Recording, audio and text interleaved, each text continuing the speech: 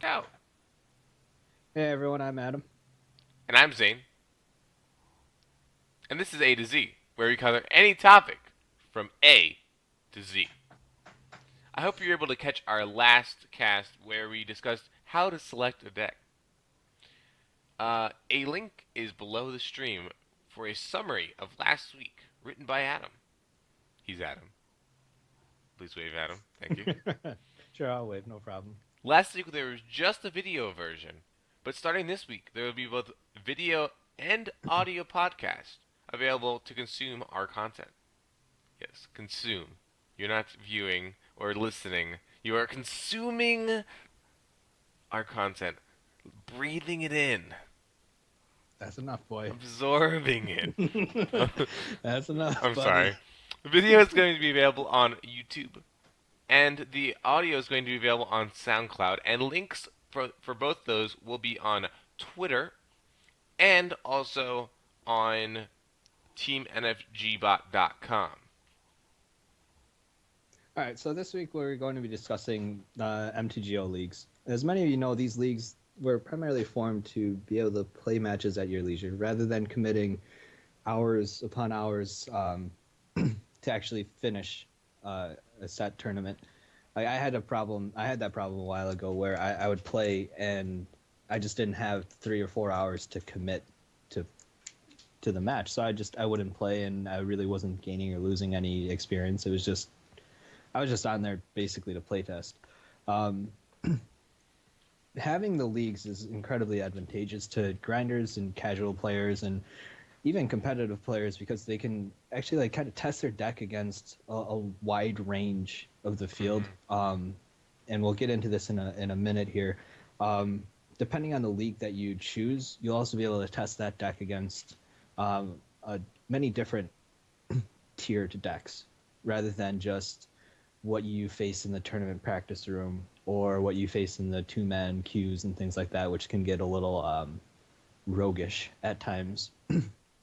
So, as I was saying, the competitive, you have two basic types of leagues. You have a competitive league and you have a friendly league. Friendly league is generally geared more towards just good gameplay and everything. Like you preferably don't see a ton of tier one, tier two decks. Like you don't see a ton of Jund, hopefully, or you don't see a Mm-hmm. ton of Infect and like Dredge and stuff like that. Yes, you will face those. Yes, they are more common rate now, just because of the prize structure. But overall, you're going to face like different decks as well, like Soul Sisters, Martyr Life, like just kind of other decks that aren't really quite there yet, but just will do well in leagues because they are, again, more rogue in nature.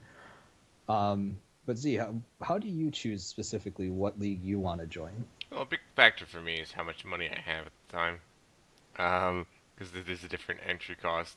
But putting money aside, I actually choose friendly leagues often when I am testing out a brew.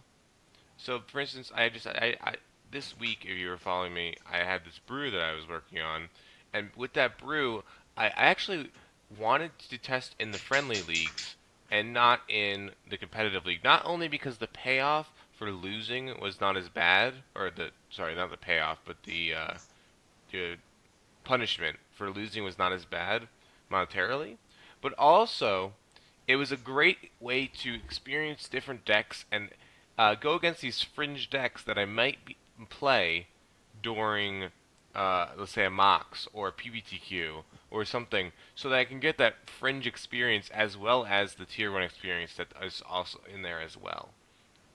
Now, talking about fringe decks, isn't it true that sometimes a fringe deck becomes a mainstream deck? Yes, it does, and that is it just needs some love and some tender love. That's all it needs. It also needs results. Yeah, A lot of the tiers are just basically result based as well. I mean, look at Suicide Especially Blue, for instance. yeah. I was thinking more along the lines of Lantern Control, but Okay. Suicide Blue as well, which is a brew, actually by a streamer. Um, Basically, it plays a lot like Infect. except it's blue-red. It uses Thing in the Ice, mutagenic growths, and basically flips the Thing in the Ice, or the kiln uses Temur Battle Rage on a Kiln Fiend or Monastery Swiftspear, and deals somewhere in the realm of 20 to 40 damage on turn 3. So It's that deck fair, right? was, Fair. it's fair enough. I mean, it's susceptible to removal, clearly, as always. It's susceptible to counters. There are things that you can do to beat it, but as I said, it's just like Infect in Spirit, where you try to win dealing as much damage as possible on one turn or within 2 turns, Yeah. and if you don't, then you're pretty much just drawing dead, because there aren't really that many other spells that you can cast that have any effect on the game if you don't have a creature that it pumps Right. or I mean, it. Bedlam Reveler is a very strong card.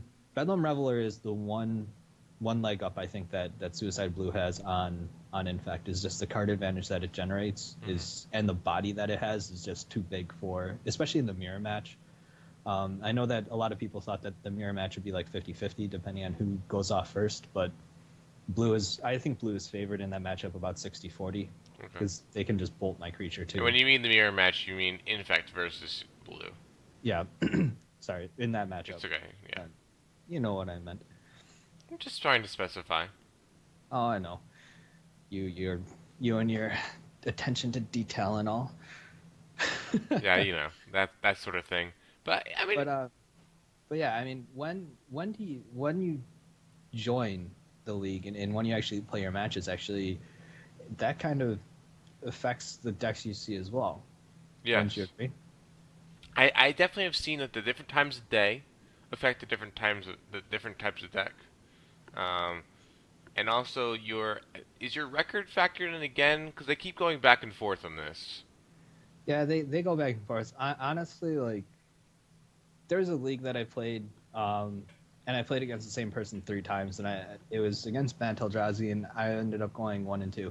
So clearly, we could have had the same record, but I mean, it's unlikely that we did. Right. So realistically speaking, I think that they try to pair you with someone close, but if no one is around, like, and I know you play late most of the Hmm. time, or at least in terms of It's early. the It's United early in the States. morning. Yeah, but in terms of the United States, Yeah. it's later on, and same with me. Um, but if I play in the middle of the day, like right around this time, like right around like 1 o'clock or noon, you'll get a lot more people playing, so you'll get a wider range of decks that you'll play against. Yeah. Early in the morning, especially for like draft leagues and things like that, are a little bit harder to find matchups for. I think when I did my stream early on Thursday, it was hard because I think I spent 8 minutes in a queue before, because Yep. there just was no one around, which is fine. But that was at about 11 o'clock in the morning Eastern Yeah. time. Yeah. So I mean, if you think about it, 11 a.m. in Eastern is the same as 8 o'clock in the morning on West Coast. There's and it keeps getting. So I found that like early in the morning for me is harder to find matches than it Definitely. Yeah. Late is. at night and early in the morning. Yeah, but if you hit that kind of like right around the um, my time for Eastern, it would be like noon to 4. You seem to Yeah. get a lot of people and It's a a lot of wide range. diversity. Yeah, a wider range too.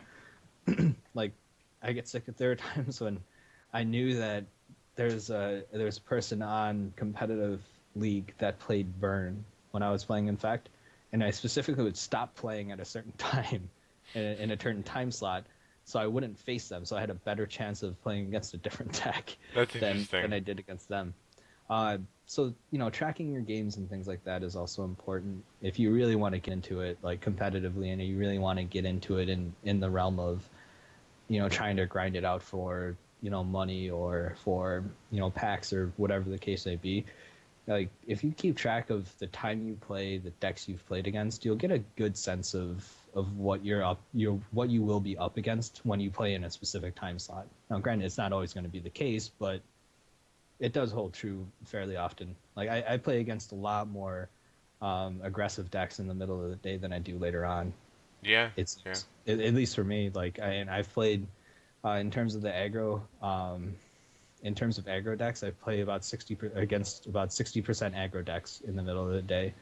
versus about 20% control and 20% like Jund, Abzan ish kind of stuff.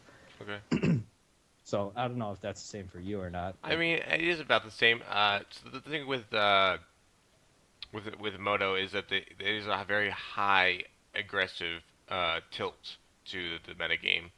If you look at like MTG Goldfish, for instance, which is a great site, um, it will notify. You can look at metagame breakdowns for both paper and for online, and you'll notice that the online is way different than the paper meta. And that is not because there are different cards available. It's because there are just different types of people playing and different types of decks that are played. It has more of an aggressive slant because people want to grind out these leagues. They want to win as fast as possible to get as many points as possible to win as much as they can to and people don't like to sit around on and click through millions of oh, turns. Most people. don't tell that to lantern control people. I mean, don't tell that to me who's playing this new combo deck. So, but like, Actually, I just pulled up Goldfish. It looks like currently the top, let's say 10 decks in terms of percentage of the meta. You have Dredge at about 9.64%, Infect at 7.45, Banteldrazi at 5.58, Jund at 5.58, Naya Burn 4.74, Lantern Control at 4.4, so what does this mean Affinity. though? Like, how does this influence your decisions when you're joining? Um, it influences the type of deck that I'll run. Okay. Like I know and it affects my sideboard options as well. Like I'm making a Mardu meta deck for next week Mhm. to stream, and the reason why is I really want to make a Mardu deck list that can consistently do well in leagues based on the meta. So it will change all the time. Like it Right. won't be one specific deck list. It won't be. I really don't think you can name it as anything other than a meta deck because like a lot of people talk about like Scred Red when that won, and they said that was a meta choice. It's the same generalized idea where you're trying to basically make a deck that is good for me against the rest of the meta. So Right. right now I'm looking at a sideboard options of like 4 Stony Silence, 4 Rest in Peace, and have a lot of creature removal. Right. And the reason for that is because, well, Rest in Peace kills Dredge. Stony Silence shuts off Lantern Control for the most part. Also, kind of hits Affinity a little bit. Probably I'll put Leyline of Sanctity in the sideboard for the burn matchup. Mhm. And the rest of it will just be straight up, like Terminates, Path to Exiles on the main board, Chandra's in the main board, Nahiri in the main board. Um, just things like that a lot of spot removal. And then when I do play against a deck like Dredge, where spot removal doesn't do that much, I'll just take those out Right. and then put in the Dredge package. Or against Infect, I'll just put in like things like Anger the Gods from the sideboard. Um, so yeah, basically like that. The meta that is being shown, and if I'm not mistaken, for MTG Goldfish, they typically use the competitive leagues Yes, they use the as competitive a league 5-0 results. So those leagues that are so those decks that are posted on the Magic Online website. yeah. So I mean, like in terms of like competitive, or in terms of what I'm seeing here, you have Suicide Blue on there, you have Ad Nauseum on there, Valakut Breach, Green White Tron now is a thing. So, but yeah, and a lot of these decks I should have a good matchup against, and I'll just tailor the main board and tailor the sideboard to fit what I'm most likely to see. Yeah, And it's not going to be the yeah, case all the definitely. time, but I'm most likely to see these types of decks in competitive leagues, so therefore I will choose main deck options and sideboard options based on that. And the only things that really aren't going to change are the mana base for the most part, and having Blood Moon and Lightning Bolts and Helix and Terminate and Lingering Souls. I mean, definitely, yeah. I agree with you. Because for instance, when I was building this most recent deck, or every time I'm building a sideboard for a deck, I look at that list and I say, what's going on? What do I need to account for?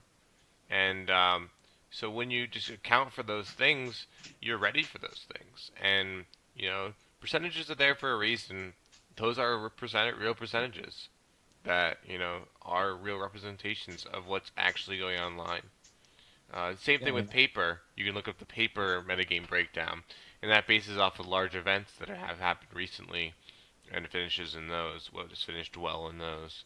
That's not really a true breakdown because that's what I mean. To be fair, it's not. It's not going to be a true breakdown ever because it is what's doing well, not what is being present. actually, Z, looking at it right now, I think just online and paper, that little tab up on the right corner Yeah. for it, that's just for pricing. Oh, it is. I thought it actually Yeah. changed the. No, it changes the percentages. I thought. Nope. Oh, okay, never mind. I'm wrong Doesn't about that. change the amount of decks or the. We'll just edit that out later. Don't worry about it. No, it's okay. I forgot that. It's okay. Ignorance is bliss. No, it's fine. I but again, that tool, MTG Top 8 is another one that you can look at, and that follows both paper and online. Um, those types of tools will let you know what what league you want to join, how to best prepare for that league, what you're about to see within that league, and really how to tailor your deck to like.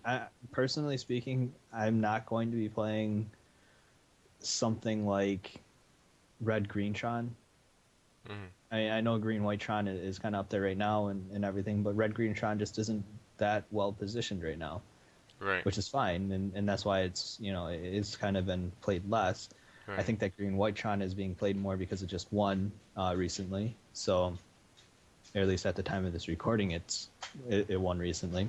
Right. And then again, a very good metagame call. Metagame calls are very important for winning tournaments or just playing in general.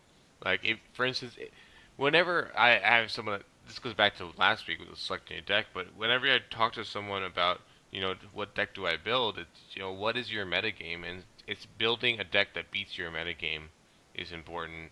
So when I'm going to go to and this is the same way for leagues. This is when I'm going to go to a IQ that's near me. I say, what does this IQ usually consist of? What type of metagame do I think is going to be there? Let me go to beat that. I think the best example of me trying to metagame is this was during Eldrazi Winter, and I was playing Affinity, and Affinity was good then, very very good then, and I said, what do I need to beat this weekend? What do I need to top eight? Oh, not this weekend, but this day. What do I need? What do I need to top eight this IQ? And I said, you know what? I need 4 dispatch and 4 galvblast. And guess what? Out of 20, I think it was like 30 out of 30 decks, 6 were Affinity and 6 were Eldrazi. And you know what those cards are insane against? Both of them. And you know what? I top eighted easily because I made a metagame call. My sideboard was also super tailored to beat both those decks. I had 3 Ancient Grudges that weekend, that day. I had many. I had the bridge package as well, and I also had other ways to defeat Eldrazi. And I made that call, and I made that call, and it was a good call. But I also had looked at results. I'd studied up beforehand. I was readied myself. I had done a little bit of testing. I had done a little bit of searching, and I was prepared. So preparation is important. Yeah, preparation is always important. I mean, I've gone into leagues on Moto where like I've had Shatterstorm in the sideboard because that's just it.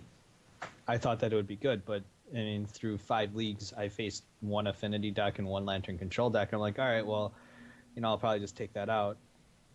Then again, the next league that I played against 3 of them in a row, but that's beside the point. I mean, no, I mean it's gonna happen, but I mean, it's variance too, and I mean that's why Magic Online it's really hard to prepare for everything.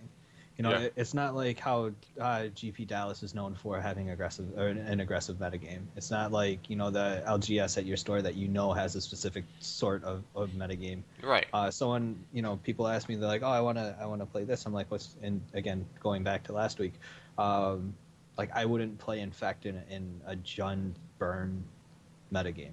Okay. Like that's not going that's you're not going to post good results.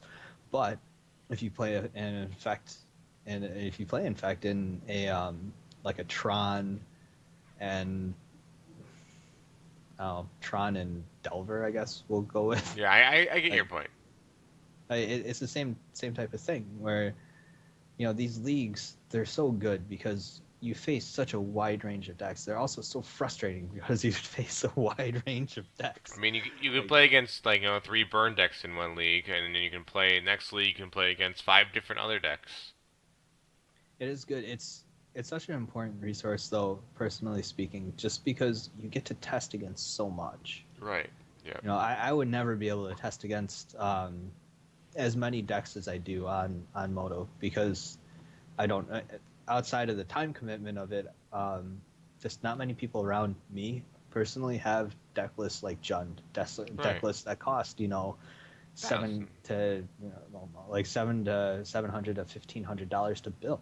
It's Yeah. perfectly fine, but like I'll see a lot more red deck wins, and I don't think that you know I just believe that Moto leagues are just so much more helpful in terms of really being able to test against a wide range, being able to play at your leisure, which is super important for me. And I know for a lot of streamers, it's great because they can go stream about an hour to an hour and a half, and they'll usually be able to get through a league or so. Right. I mean, it has changed. It was a big change. So talk about the change from how it used to be structured to how it is structured now. Um, so basically, the structure of the old system was that they were eight mans, and they were single elimination eight mans for the competitive, or else you just played two mans. Um, and they still have two mans, but you just basically you would have this eight man single elimination, and you just you'd play through, and prizes would be given out accordingly, or you would play dailies, and dailies were a good way of competing. But then again, those things took chunks of time. An eight man could take up to 3 hours. I think what like the dailies took 7 or 8 hours or something like that at one point Yeah, yeah, because there are so sometimes. many people joining. Yeah. So these things take a lot of time. They take a lot of chunks of time. I mean, just look at like the mocks, for instance. That's an insane tournament, though. That's like 9 rounds, 10 rounds. You're there forever, and you feel trapped. You feel enclosed. You're like, I must go back to my computer. I must not miss the next round. But now, and then, and now you just go like, you know what? I'm gonna stop for now. I'm a little bit tired. I don't really want to lose the rest of my matches because I'm tired. Let me come back when I'm more energized. Or I have to go work. Let me come back after I Oh yeah, work. I do that very often. I'm like, Right. oh, I gotta go to work. Sorry, guys. Or like, let Or me go 2:00 get right something now. to We'll eat finish this real later. quick. But if you were in a eight man, you wouldn't be able to go get something to eat. You have to wait for the next round, or you wouldn't have that much time. So it really helps with the convenience aspect, and also as a streamer, it is very nice. Um, I mean, I do the single eliminate the old single lim the 8-4 system for drafts, and the inconvenience of just sitting there like, okay, when's my draft up? When's my draft up? It's just terrible. Like you I get to think we did the. I think when we did the Innistrad one yeah, with you, like that got very taxing because you jump in and you're like, well, I can't leave, and it's 3 rounds. Each round can last up to an hour. right, It's like, oh, it's 2 o'clock in the morning. It's not like, oh, it's 2 o'clock in the morning. Let me draft my deck, and then I'll play it tomorrow. right. It's you commit 3 hours or so whenever you go and join one of Well, those queues. sometimes it's an hour, It or depends on the decks that are being run. So yeah, and it's very good. I think it's well designed. I think I really enjoy I didn't at first, but I really enjoy the league aspect now. The convenience is great. The part I don't like very much is how the payout is distributed, but that's a whole nother story. for a whole nother day. Um, Absolutely, we could go on forever about treasure chests and whether or not the value is proper. I And mean, it's great that they're tradable now. That's all I have to say. yes, I agree with that. I don't agree with the fact that I've opened about 40 now and I've gotten maybe like $10 worth of product. Yeah, I just shouldn't That's just have. me. I just shouldn't have opened them because they're worth so much now. Yeah, I don't really mind one way or the other. I I mean, mean, it's a fun thing, no, it but was fun to open them. Yeah, definitely. So, I, you know, you what was okay it? there, buddy? Sorry, I was really struggling. Are Uh, you sure? Are you all right? yeah, You need to sorry. drink a I'm drink a back. I'm back. nondescript. Do you need a nondescript drink? No, I'm good. Oh, do you have a nondescript drink? I have a nondescript drink. Oh, wow, that's great. Are you sure that's not a beer? No one will ever know. Okay. Well, that's good. For those of you that are listening, that he's drank from a paper covered can. And no one will Almost like ever a know what it is. cozy. Almost like a cozy drink. Yeah, I don't have one of those though. Yeah, we were just talking about that. Like, how many of you own cozies? I would like to hear some feedback because cozies are a thing of the past, I believe. Or is it just They're redneck? not a thing of the past. They're just I don't have one. You just don't have one. I just don't have one. I haven't gone to enough like beer tents and stuff like that to get the free ones. I guess And that's where you get them. I don't think I would ever actually go out and physically buy one. No, me either. I would like. I remember we used to have a bunch of free ones. Like I Yeah, would. like you just go to the beer tent and you get a free one. Right. That's fine. But yeah, I don't think I have any right They now. also used to give them out at, like business things that my dad or my grandpa would go to. Tangent. Yes, tangents are great. And then now we a pivot back to the thing. That's all Um. good. So I mean, I've enjoyed leagues. I've gotten more and more adapted to them, and more and more. I mean, it was change is difficult for everyone, and the change. How do you like the trophy thing? I like trophies. Trophies give a feel of accomplishment. Do you have any trophies? I have I don't have it. I have one trophy right now in a draft league. I'm doing very bad with trophies this season, which is very cool too. That the leagues go in seasons because it's like you can do really well in a season and get a bunch of trophies, and then you're like, I'm on top of the world. And then next season you're like, oh, I'm at the bottom of the world. I'm getting crushed. I'm getting crushed. So I really enjoy trophies. Though I think I have one or two right now. And It's how long do the leagues last? the leagues can last for anywhere from some of the draft leagues will last a week, uh, or draft leagues will last 3 months for the set, somewhere around there, 3 to 4 months, or they can last up to what is it? Yeah, the constructed leagues up to 3 months, 4 months, something around there. Are they? I thought they're pretty long. I know that Friendly Modern goes until January 25th Yeah, then from it started October in 5th. October at least, so that's So at least 3 months. So, yeah, about 3.5 months or so. yeah, so a decent amount of time for you to rack up your trophies and feel like a champion. You can get on that little leaderboard and all. They Yeah, actually just released a new league. I we should talk about that. A lot of people that were in the draft league. So they used to have the six triple two yeah, draft leagues. yes, My child says hello clearly. yes. Um, Apparently, um, they had the six triple two, and the problem that they were having is that it wasn't very friendly. It was very competitive. There were a lot of people that were very good who were going through them, and it was just really hard to get into that. Like, it was really hard to go 3-0 when you always face a really good player at the end. I mean, and also the 6-2-2 payout is traditionally bad. Well, it's always bad, Yeah, but now they have a Kaladesh competitive single elimination draft league, which is super fun. which took the I will place say of the that. 8-4 basically. Yep, it is super fun. Hmm. You all should definitely check it out. I actually played it this morning and managed a lovely 3-0. So I Ooh, got my trophy lovely. for Did you get 8 packs then? that. Six. Are you still gonna get 6? Yep, 6 packs, 2 QPs, and Okay. 150 play points. Oh, so they just like removed some of the packs in play points. Okay. The good thing is though that it's single elimination. So if you lose, you just basically good and bad, I guess, is that if you lose, you just drop out, and then you just can rejoin the queue for the entry fee. If you win, then you just move on Right. and keep going until you lose.